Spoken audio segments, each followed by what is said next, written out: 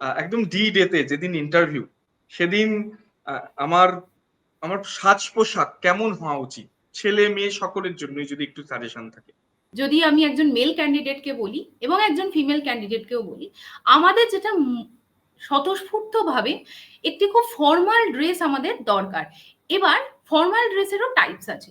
একজন যদি কোনো মহিলা হিসাবে বা ফিমেল অ্যাসপিরেন্ট হিসেবে আপনি ইন্টারভিউ মানে দিতে যান, সেক্ষেত্রে আমার মনে হয় বেস্ট কি আপনি একটা সিঙ্গেল টোনের শাড়ি পরে যান এবং ডিসেন্ট কালারের, এরকম না লাল খুব একটু উগ্র কালার, রেদার একটা ফর্মাল ড্রেস সাদার ওপর বা হালকা সিঙ্গেল টোন শাড়ি পরে যাওয়া is the best option.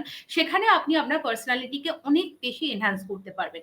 Practical লাইফেও আমরা যদি দেখি, একজন ফিমেল অফিসারের সাথে আমরা কথা বলি, উচ্চ পদস্থ যারা কর্মচারী আছে তারা দেখবেন অনেক সময় শাড়ি পরেন এবং এটা একটা খুব ফর্মাল একটা ট্র্যাডিশনাল আমাদের কিন্তু আমরা পোশাক হিসাবে ইন্টারভিউ বোর্ডে যেতে পারি।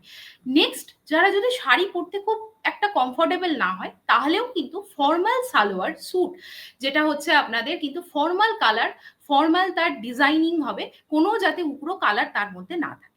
এবং এবার যদি আমরা মেল অ্যাসপিরেন্টের জন্য বলি, একদম ডিসেন্ট কোট, অনেকে জিজ্ঞেস করেন কি পরবো না, আমার মনে হয় সেটা যদি আপনি কমফোর্টেবল থাকেন, অক্টোবরের এন্ড থেকে এক্সামিনেশন হবে বা পার্সোনালিটি টেস্ট হবে, যদি আপনার মনে হয় আপনি ক্যারি করতে পারছেন তাহলে আপনি পরে যেতে পারেন।